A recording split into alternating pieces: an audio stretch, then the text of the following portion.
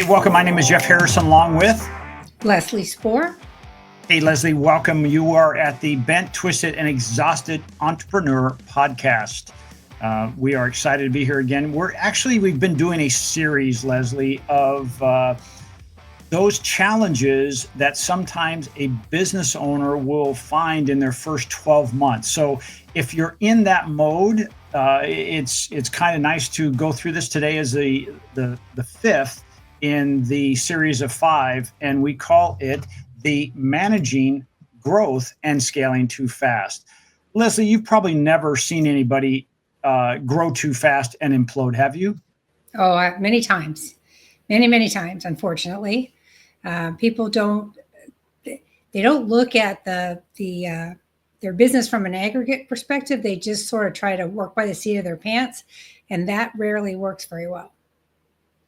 Yeah, I'm going to put this up here. It says some businesses fail because they try to scale too quickly without the right foundation, leading to poor customer service, overwhelmed employees, and cash shortages. Now, these are all things that we've talked about in depth in 1 through 4. We talked about those because those are every one of those, not having the right foundations. That's processes and whatnot. So all of these things we've covered. So if you missed any of this, go back and listen to it. It is a master class. But Leslie, let's talk about, hey, what are the solutions to this challenge?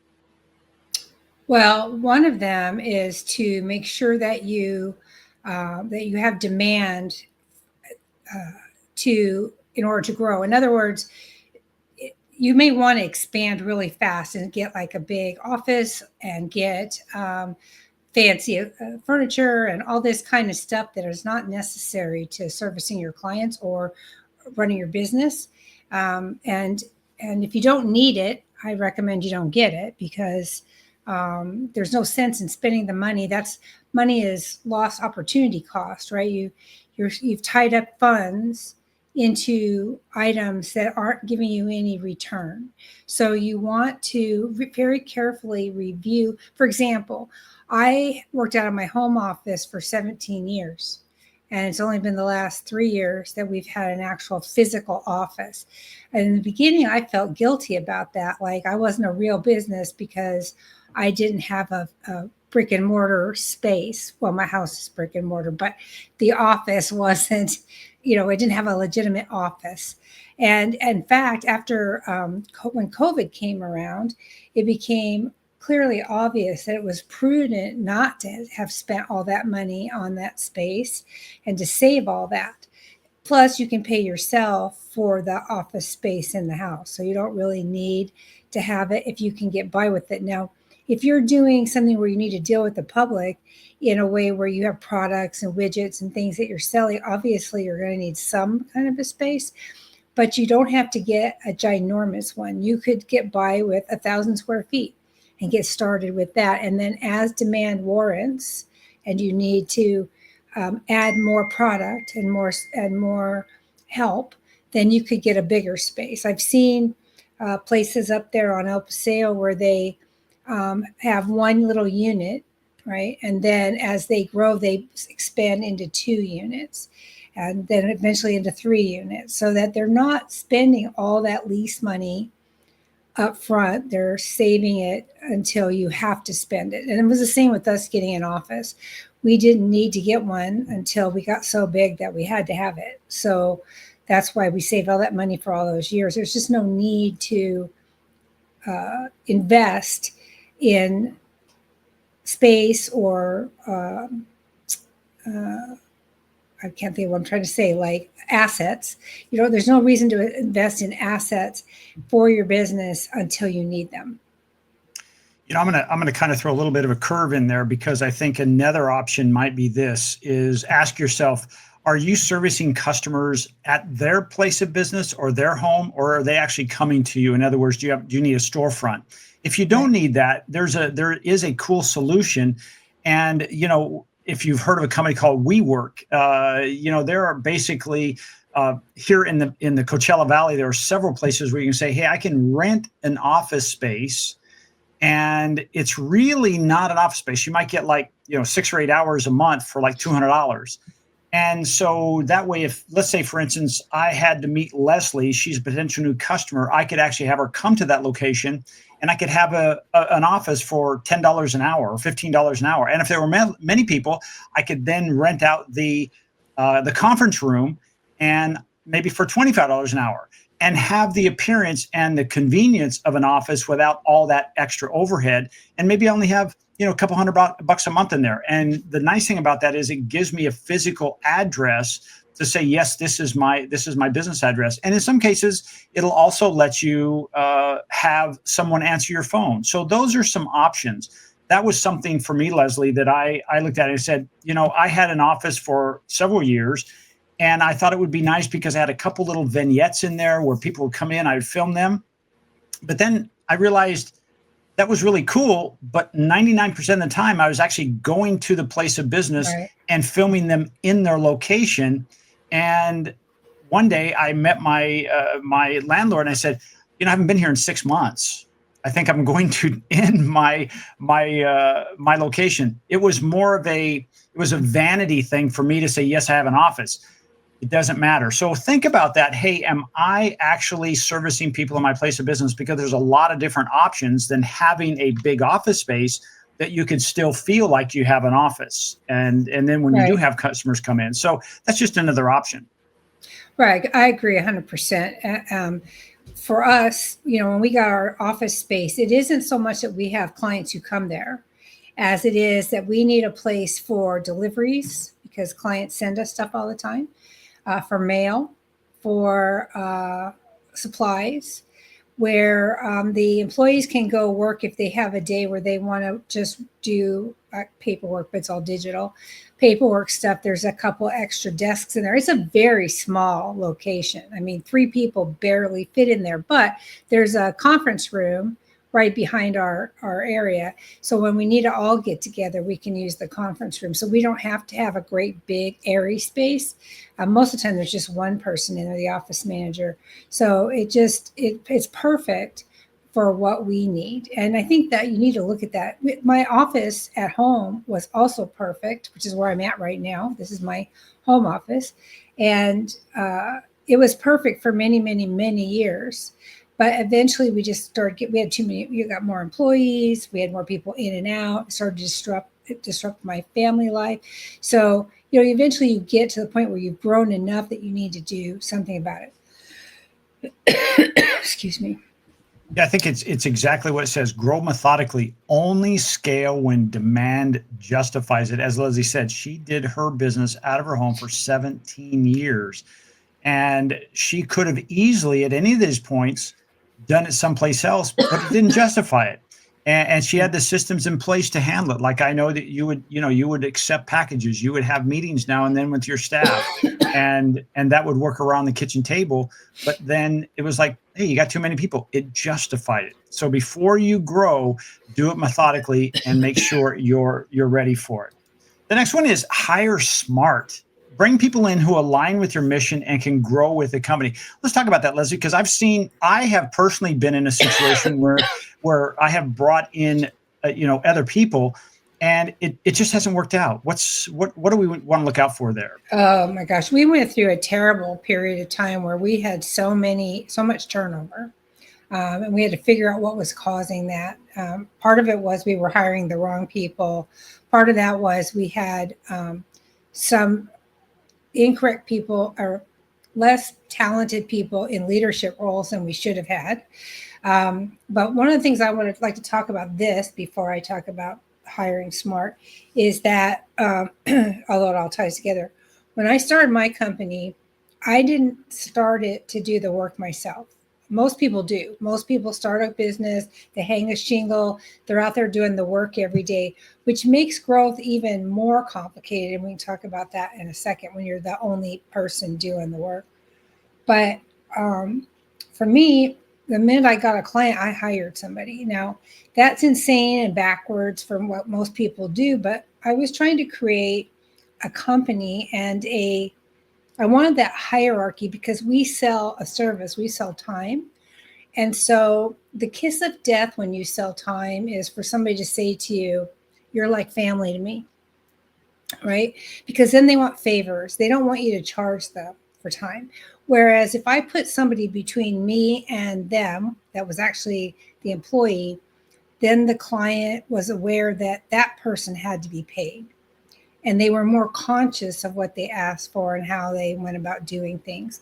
So there is a method to my madness. Having somebody hired immediately change the structure of our company and accomplish what I was trying to accomplish, which was A, to create a business that looked like it was bigger than it was, and B, to create that hierarchy so that people wouldn't quibble about how much things cost. It really worked out well. Same as if you're in retail or a restaurant service or something, it's nearly impossible to do it all yourself.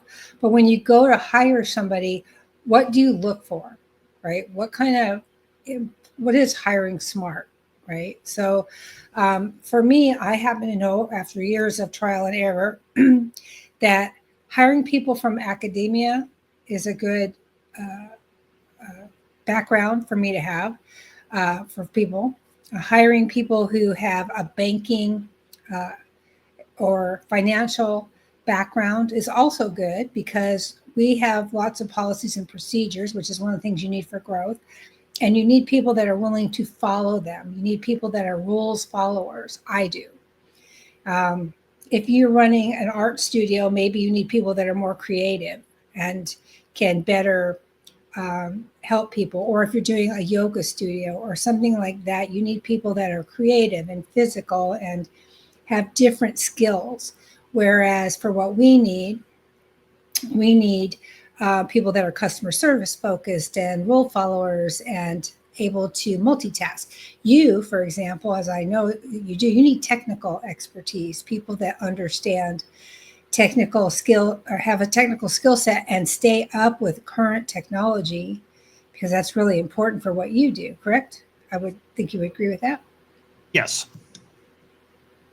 So thank you. That fed a lot into this conversation. Yes, thank you, Jeff. I didn't know what to say. You kind of filled it all in. I like, okay. I thought you were just going for a nod. No, I wanted you to say something. Well, you know what? Go ahead. No, go ahead. I think a lot of times, depends on the kind of business you have, but there's a couple things like your first hire. Who could that be? It says someone who aligns with your mission, but also someone who's doing something that, like Leslie has said, hey, they got between you and your customer to give you that feeling of separation, that there is a value here higher than, oh, you're just the same guy that I called to wash my windows. You are the guy washing the windows. No. You're the business owner. Right. Another thing, and this is probably truer in my world, that, we hire virtual assistants first because we can offload a tremendous amount of the things that we do on a daily basis that are, I'm going to call, let's say non-technical type of things, and they can do a great job. So that would be one other hire. The other one would be to say, hey, what are the things that I need to do that I really don't like doing? And that's a hire person. Hire somebody hire somebody who does things that you don't like to do, but they need to get done. Like I have someone that actually puts the posts for our clients on their websites. It's not that I can't do it. That's not something I enjoy to do. And there's a phrase I learned a long time ago. It's not the highest and best use of my time. I could use my time from a visionary standpoint and looking at metrics and things of that nature and guiding my company. So think about that when you're hiring somebody. And I think another thing sometimes, and I made this mistake, so I hired someone that I thought was in line with what I was doing, but he really was somebody who wanted to be on his own. He really is his own business owner. And so that wasn't a good alignment. And there's a saying that says, I would rather be number 2 or number 5 or 6 at Facebook than number 1 at my own company. Because, sometimes there are people that are better off that they're being number 2 or number 3 at a company because they're in their sweet spot. They love to come to work. They really feel valued. So take a look at that and find out, is that who you need to find? and then go look for that kind of person. And of course, when you're interviewing them, you're going to ask those kind of questions to find out, are you thinking about starting your own company and I'm just a stepping stone? Because you're always going to be you're looking for them to leave, and you don't want that to happen. Well, and the other thing too, and a lot of people make this mistake, is that you should hire people who want your job or who are at least as good as you, right? I know quite a few people who, over consulting with people, that think they don't want to hire somebody as good as them because they're insecure and they're afraid they'll try to push them out of the way or take over the business or steal their clients or whatever. And there are things you can put in place to avoid the stealing of clients pieces. But as far as hiring people smart, you want to hire people who know at least as much, if not more than you, because everybody who comes into your business or into your sphere of influence brings with them new ideas, new skills, new abilities that can only serve to help you. If you hire somebody who's lesser, who does not have any experience in what you're doing, or little experience, in fact, if they have little compatible experience, that's why I said administrative, or what did I say for education? Whatever it was, it started with an A, I forget. If you hire people with an education background, teachers, daycare, whatever, they have a tendency to understand about structure. So for me, that's a positive. You have to find what you need for your business, and they should always be smarter than you because you want them to want your job. They will push you to be better at what you do.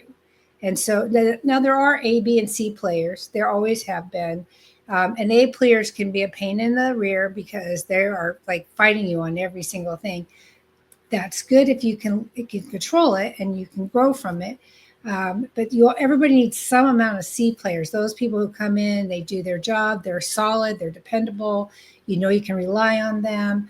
You need those people too. So I don't want to say that you should always hire A's. Sometimes you need a C player.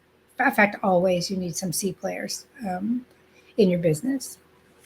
Yeah, I think it's almost like having somebody that says they're the organizer in your company, because when you get all the socks laid out on the bed, they'll align them and put them in the right place. And you need some people like that, because there are days when I'm working, my wife will come in my home office and said, "What hit your office?" I'm like, "What are you talking about?" Because I've got projects going on everywhere. And so sometimes it's nice. And like yesterday, I took the day and I'm like, okay, I do need to get my office more organized. And now it's like, oh, it's a fun place to come into again. The other thing is, I learned this statement 2 years ago. I joined a mastermind, and the statement was, stop asking how and start asking who. And Right. so I started doing that. I'm saying, and what that does is saying, oh, I don't have to learn how to do this.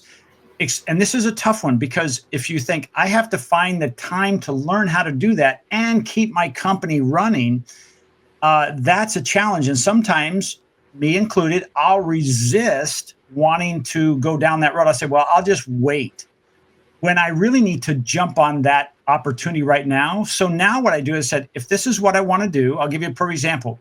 We're designing artificial agents, voice agents. And yes, I've gone through some of the training over the last, 18, 24 months. But I said, I'm better off, now that I understand the process, I'm better off hiring somebody who knows exactly how to do that, and then tell them what my vision is and let them do that, because they're like that big magnifying glass. They have focused the beam of sunlight, and they're putting things on fire. For me, it would just be a blurry mess and I'd never start the fire. So who, not how, is sometimes a good question when you're thinking, I want to grow, I want to scale.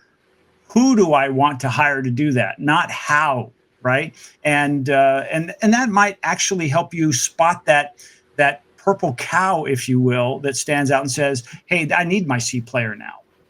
Right.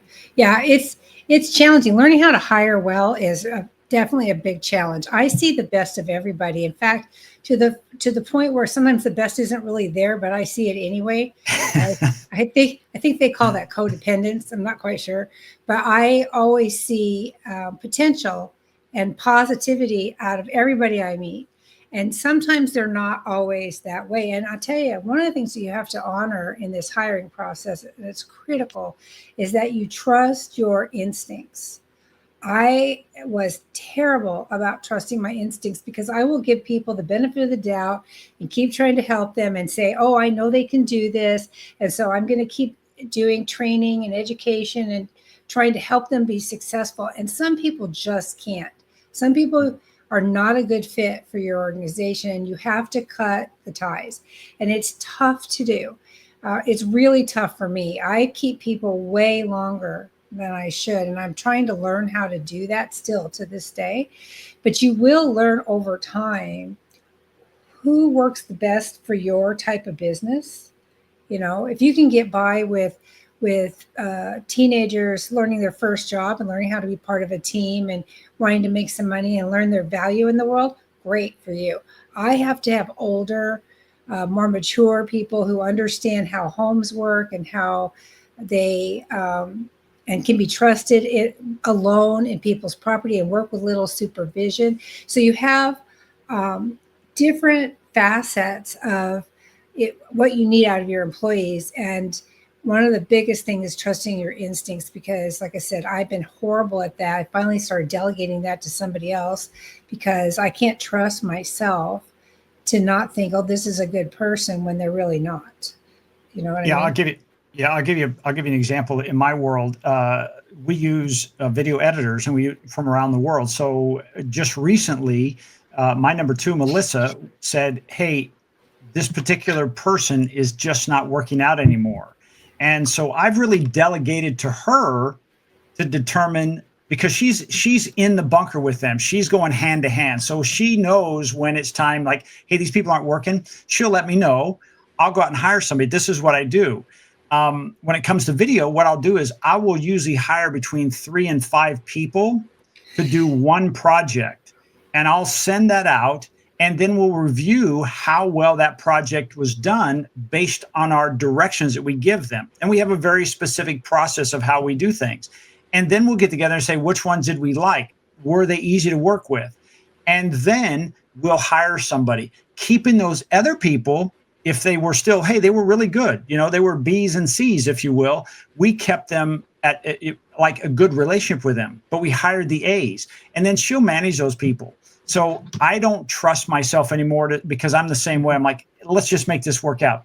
No, it doesn't work, because in our world, it's like, and yours too, and probably everyone listening, it all has a time frame. And if it starts going over that time frame, it costs us. It may not cost us money initially, but it may cost us trust between our customers and our business when we have to say, oh, that didn't get delivered today. It'll be here tomorrow. No, if we said it today, I want it to be early in the day and get that done. So those are just some thoughts. We could build on this, but hiring smart. Any last thoughts on that before we go to the next one? I had one, but it's gone now. So go ahead. Okay. So the next one is, I love this one because I'm going to bring up, and then I'm going to turn it over to Leslie. So measuring key metrics, track profitability, customer acquisition costs, and retention rates before expanding. I have seen this, and I know you're going to nod your head. You're going to give yourself a, yeah, I know what you're talking about. When you have a restaurant that you love to go to, and you've been going there for 8 or 10 years, and then and it's a small little restaurant. Every time you go, it's busy. They know you. It's fun. Then they go into a place twice the size, 6 months, maximum a year, they're out of business because they didn't do these track profitability, customer acquisition costs, and retention rates. They just thought, hey, we're busy. Let's double our size. Leslie, what are you thinking? Well, it's even more than that. I agree with you 100%. If you want to talk restaurants, I've seen it happen several times here in the desert where somebody's got a small place and they open up a big place and it fails right away. And part of that is because you have to build a strong team to begin with. You have to find the right people with the right, just like everything we were just talking about, you have to find the right people to work there. And then when you have a bigger place, you can serve more customers, which means you need to cook faster, which means you probably have to bring in additional chefs or sous chefs or whatever. And sometimes their quality is not as good as the one single guy that was working in the small restaurant. I saw that happen with a restaurant that's no longer here. They took all the bad people from all their other places and put them in this one new place. And I was like, why would you do that? It didn't make them any better to do it. It just made everything worse. So, all those kind of businesses, there's lots of things to think about when you expand and when you're growing your business. Most companies fail in the first 2 years. I think half of them fail in the first year, and another 50% of that 50% fail in the second year. And I think a lot of that is there's a lot of reasons for that, but one of them is not properly reviewing their key metrics or their key performance indicators to make sure their businesses stay on track, right? So there are industry best practices for every kind of business out there: service, retail, manufacturing. I mean, it doesn't matter, automotive, whatever it is, there are key business metrics or performance indicators for every kind of business. And in fact, many of them are the same across all of them, because there are a set of industry benchmarks in general just for being in business, right? But you have to make sure that, for example, in the example of the restaurant, if you go from serving 50 guests at a time to 100 guests at a time, now you've increased your food buy, for one thing, right? So how does that affect your profitability? Are you getting the same level of profit at 100 that you were getting at 50? And if not, why not? You can't just assume because you double your purchase and you double your customer base that you've doubled your profit, because it just unfortunately just doesn't work that way. Somebody told me the other day, I forget what, I think they were a builder, who said that they made way more money when they were under 15 employees than they did once they got to 30.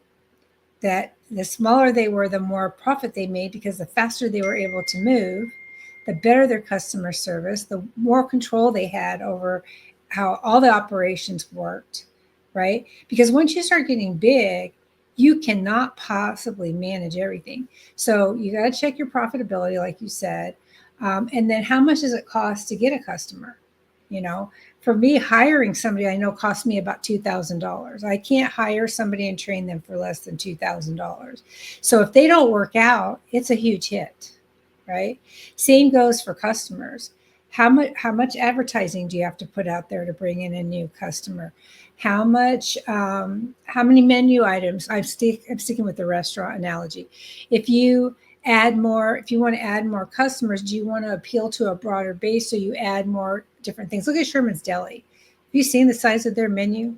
I mean, my goodness, they have so many different options. I don't even know how they stock their kitchen. Honestly, I think about that every time I'm there. It's like, how do you do this and turn out such good food so fast with all these different options? I don't know who's in the back, but it must be amazing. And actually, that's probably why they ended up on diners and drive-ins with what's his name? Fieri. Oh, yeah, Guy Fieri, because their food is good and they have this enormous menu. But if you've ever gone into a coffee shop which has 10 pages of options, and you say, oh, I could have breakfast now, I could have dinner now, I could have this or that, it's like, how much are you paying to stock all that stuff? And again, food in particular has a shelf life, right? So you can't use frozen for everything.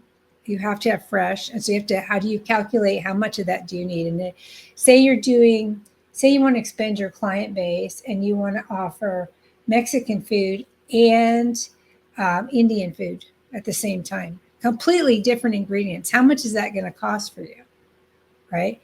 Simply because you're trying to cater to a larger customer audience, right? So you have to figure out how much does it cost to bring in customers, right? And then how much does it cost to keep them? What does it take to keep them? I can't think of how to keep them. I'll tell you, There's an ice cream place in La Quinta. You probably know which one I'm talking about since you live up there, where they make Handles. the ice. No, no, no, no. Where they make the ice cream on the spot for you. It's right in Old Town. Um, honest to goodness, Nitro that Fusion. yeah, that ice cream is the best ice cream, and it doesn't cause sugar fluctuation for me at least because they make it right there and doesn't have a lot of additives or anything in it. So um, I would go back again and again. The retention rates for that are very small, and they have a tiny little place. You can barely get 3 people in there. It's just tiny. It's a line out the down the block, right? But they kept their overhead costs down. They kept the number of options down, and they do a really good quality product.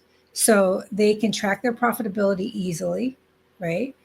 The cost to keep customers is the quality of what they give, and I don't know, and they don't even have to advertise that much, so their acquisition costs are low, and then the retention rate is, I can't even imagine that's that much either. So there are, sometimes it's just looking at who are you trying to attract. I guess that's always the case, right? Mhm. I'm kind of rambling a little bit. It's always the case. You have to know who your target client is, what's going to bring them to you, and how do you keep them once you have them. It's easier to keep a client, right, than it is to get a new one. And a lot of people forget that. A lot of people think, well, I'll just keep bringing in new clients, but it's much easier and better for you to keep them. I have a client since I started for 20 years now. Same client, multiple wives, different families, same client, 20 years. There's not a lot of people that can say that. And so that's a testament to the quality. It's either a testament to the quality of the work or the fact that they just don't want to go look for somebody else. I don't know what. But actually, he's been really great with us. So I think you have to look at all of those things. What would you add to that? Well, I don't think I'd add anything else to that. Just make sure that's part of your decision for growth is to measure your metrics, as Leslie has talked about. This last piece is, and I like it. I like this. Is stay agile. Be prepared to pivot if early assumptions about the market don't hold true. Right. That happens almost every day, Leslie, in the digital Yeah. world that I live in.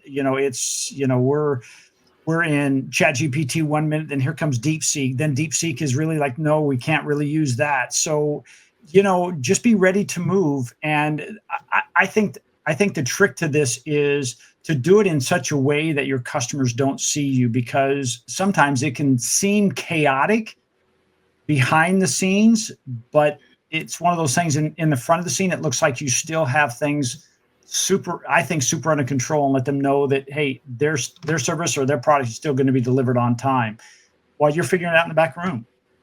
Right. Yeah. When we first started our business, and I know you can relate to this because I've seen you do this 1,000 times over. That when we first started, we had an idea of what we were going to do, just like everybody, right? You have an idea. These are the products or services you're going to offer. This is how you're going to do it. And then what happened for us is that clients kept coming and saying, well, can you do this? And can you do this? And can you do this? And because we were service-based, we were able to say, yes, we can do those things, because I believe in selling with an empty bench. And by that, I mean, somebody says, can you do this? I say yes, and I go figure out how to do it, or hire to support it, or whatever I need to do, set the new processes, add more products, whatever. It's even more challenging for you because technology is moving at lightning speed. And so, do you remember the days in the 90s? I guess it was in the 90s and early 2000s. When I was working on the road, I had to carry a DVD player and a disc drive and books and movies, and I would have books ordered and sent to my hotel from Amazon that was just barely getting started and was losing money every year, right? And now look at where they are. There's something that's about stick-to-itiveness. I love that about them. And so, and they stayed agile too, but I'll get down a different path if I start talking about that. So nowadays an iPad came out, and covered all of those things. I didn't have to carry, in fact, I didn't have that when I was on the road, but I wish that I would have, because I didn't have to carry anything but an iPad, right? And then beyond that, nowadays, the with Zoom and with what are we using, StreamYard, and with there's just so, chatbots and automation and AI and just so many things. It's changing faster than you can even blink your eyes, right? So for me, it's challenging, but it's not as challenging as what you're doing, I don't think, because I know that you're on the cutting edge of AI, especially out here where we are. And I would think that would hold true for quite a few marketing companies across the country. You really are on the cutting edge of this stuff, and you stay with it. No matter what happens in the market, you're constantly evolving, which I admire a lot, because it's hard to keep up. I mean, all you have to do is look at videos on X or on Instagram or on TikTok, and you keep getting, at least I get bombarded by AI options. There's just so many of them, so many apps now. And so people need to be able to avail themselves of this technology changes or client demands. Go ahead. I was going to say something about colors, but go ahead. No, go ahead. I was just going to say, if a client walks in and says, I really wish you had this in burnt orange, popular in Palm Springs. Orange is a popular color in Palm Springs, or turquoise, but it's not something you normally carry. You have to look at your demographics and look at where you are and say, should I be carrying this? Because of all their mid-century modern, avocado is a good color for them. Harvest gold, I remember those colors in the 70s, right?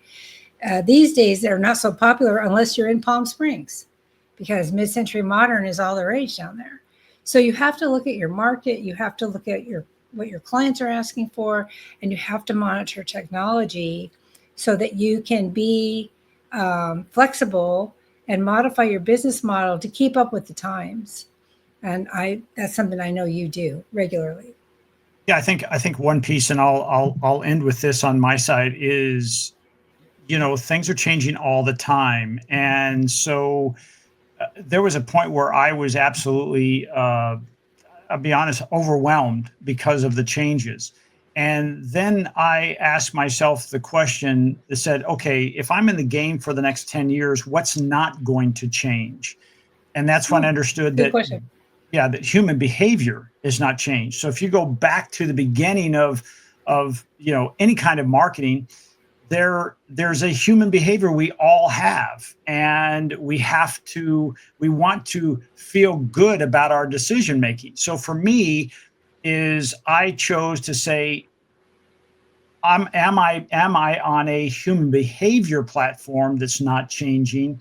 And then does the technology I bring in, does it support that, or is it just a waste of my time? And that's helped a lot. It's almost like having a force field on the front of my Star Trek as I'm going through the universe, of saying, nope, just, force field, let that one go by. And that's made a big difference. Is at the end of the day, everything I try to do now with growth is it based on human behavior, not so much technology. Even though technology, I have to look at everything and decide, is it something I want to plug in or not? That's a good point too. I think what isn't changing, it's hard. This is a difficult piece, because I think people get locked when they start a business. They get locked into their thought process, their business model, their service offerings, or their product offerings. They get way locked in, and you have to. Well, I'm a big proponent of staying in your own lane, right? You've heard me say that a million times. Stay in your lane. At least a million. At least a million, because I get distracted by shiny objects too, but you have to stay in your lane. Within your lane, though, there are varying degrees of opportunity to enhance what you're doing to stay up with the times. My original, and I don't know about you, and you can tell me how this works for you, but my original target market was upper end baby boomers, of which I am one.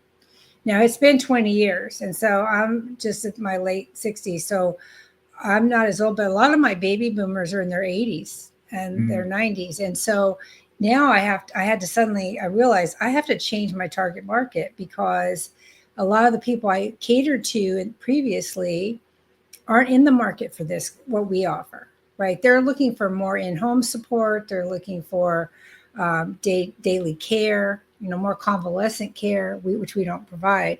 So I had to look at a new market. And with that came its own challenge, right? Because when you go to younger money, and that's what I call a new market, right? They're not baby boomers anymore. I don't know, Millennials. No, is it millennials? Are they the ones that are half digital, half analog? Okay. Yep. So when you look at the millennial market, which is the one below that, then I really need a piece of paper up here that tells me which generation is what, because I can't remember. When you go to the millennials, a lot of them are more DIY, right? A 60-year-old today is not the same 60-year-old of 20 years ago, right? And I don't mean they were 40, I meant they were 60 20 years ago. They were older. Remember how when we were young and we would look at our grandparents and they would be in their 60s and we think, oh my God, they're so old. Ancient. But right. But nowadays, a 60-year-old looks younger, looks like somebody in their 40s.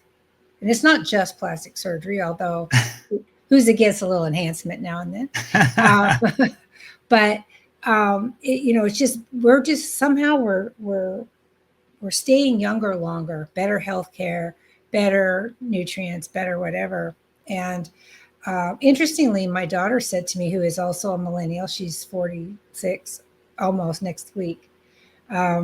She was telling me that her generation now is very focused on health, blood evaluations. What does their blood work say? What kind of food are they eating?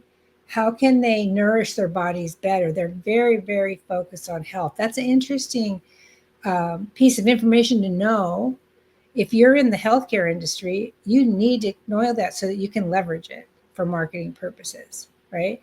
For me, I've got more DIYers than I used to have, because you're younger acting, younger thinking at the same age where you used to be old, right? So for you, technology is voodoo for everybody. So you can have a little bit of knowledge and look like a genius. You have a lot of knowledge and look like a genius, but some people can just get by with a little bit, and somebody who doesn't know any better is going to say, oh, that's good. But having somebody like you around who can say, there are different options for you today in your marketing strategies. It's not just Facebook. It's not just social media. There's other things you can do, is a huge benefit. What did you tell me? What did you talk about the other day at the BNI meeting that I thought was so brilliant? You were talking about doing videos on, FAQs. You were talking about doing videos on FAQs, right? That's a whole different thought process for me. I love that. Yeah, because people are going to be asking those questions. So why not give them the answer and do it in a video where they're 4 times more likely to choose a video over something written? Brilliant. I have FAQs on my website. I did a couple of booklets answering FAQs. Written booklets are downloadable. I mean, they're digital, but they're still booklets. And now it's like, why do videos? So much better. It's that innovation and ability. I keep seeing the word agile on the screen, so I want to keep using the word agile, but it's that ability to be flexible and think outside the box that really can help you grow your business without a huge investment, it's growing it smart. I think, you can't just grow it to be growing it. Like we said, just kind of recap, your demand has to be there in order to grow it, right? Do you already have summary stuff? So you want to grow methodically. So you want to put some thought process into it. You want to make sure you have the policies and procedures in place to control it so your quality stays there, but you only want to do it when it's time. And then you want to hire really smart people that want your job, or are A players that are as good as you, so that you can delegate to them and you can trust them to take on. And then you also have to make sure that you're monitoring and measuring the health of your business and different, whatever the costs or the cycle, the process cycles are for your particular business. You need to monitor those so that you can constantly try to improve them, so that you can keep clients and bring in new ones. And then finally, like we talked about, staying flexible and able to take on or explore new avenues of opportunity for your company. How about you? Who's your target client these days? Well, I think that kind of wraps it up. But my target client, I keep thinking local business owners, to help them attract their ideal customers, because at the end of the day, if they don't have customers, they don't have a business. They have a disaster. So, I keep looking at that. And one of the things that we tend to do at Swing Point Media is we tend to look at every one of our processes and saying, are we actually getting all the juice out of each one of those processes, or are they really not necessary anymore? Like we're looking really hard at things like SEO now. Oh my gosh. We've never done that before in the manner that we're doing it. And so I've hired a couple of experts that are in SEO, and we're seeing what that does to help our customers stand out more local searching. Like one client I think we built over 50 local pages for them on their website to help them, expand their market, because Google Business Profile has changed. And so, I'm still looking at those type of businesses, but I find myself, Leslie, getting more and more into wanting to help educate businesses who may think, wow, is AI for me? Should I be using AI so that I could help them sift through that? I love education and teaching. And so, it might be more of a consulting role for those same type of businesses. Well, and that's the same as me, Concierge Business Solutions, which is I have the two companies, as you know. And so for examples, I use Executive Errands because it is my service-based business where we have, it's local. But Concierge Business Solutions is my international or national, at least, consulting and software company, where we are constantly trying to help people with these kinds. That's why we started this podcast, right? Was so that we could help people avoid the mistakes that we made. I mean, everybody, when you start out, this twisted bit and exhausted is like no joke, right? You do get wrapped up in your shorts. You do get exhausted. You definitely get bent from time to time. And so, what we're trying to do, and we've talked about this many times, is that we're trying to really help people be successful in their business, so they don't have to experience the ups and downs and problems that we have. God knows there's enough problems without facing the same ones that we had to go through when we were building our businesses, right? Yep. And you and I are the same in that we both like education and training. That is my most favorite thing to do. When you see somebody's eyes light up because they got a concept, you're able to explain it in a way that they understand it. There's no greater satisfaction for me than to see that light in their eyes, like, oh, yeah, okay. Or like how I felt about FAQ the other day. I was like, oh man, that's so cool. I could totally do that. So yeah, I love it. I think that there's a lot of opportunity, and that's what we intend to provide through these podcasts. Well, I want to thank everybody for joining us today at the Bent, Twisted, and Exhausted Entrepreneurial Podcast. This is the fifth in a series of 5 under in the first 12 months of ownership. These are the most challenging business situations that you may face. And so if you know someone, or you're someone yourself who is in that 12-month process, and let me then share this. Go back and watch these if you're jumping into this particular episode. But here's something that I want you to be aware of. If you're thinking about growing, these are really foundational pieces that will help you and really go back and do that. So again, this is the Bent, Twisted, and Exhausted Entrepreneur Podcast. My name is Jeff Harrison. I want to thank you for joining us today, along with my wonderful co-host who has a bright and shiny smile, and that is Leslie Spore with Concierge Business Solutions, and we are here to make your life better. And we'll see you next week. We'll be back on track, and we'll be talking about all things entrepreneurial that sometimes get your, I was going to say panties in a twist, but I'm not sure if we can say, yeah, hey, It's we part can twisted. say that. That's poor. That's true. That's twisted. So if it's bent, twisted, or exhausted, we'll help you get it back on track. Thanks for joining us. Untwisted. Yes. All right. Thank you, folks.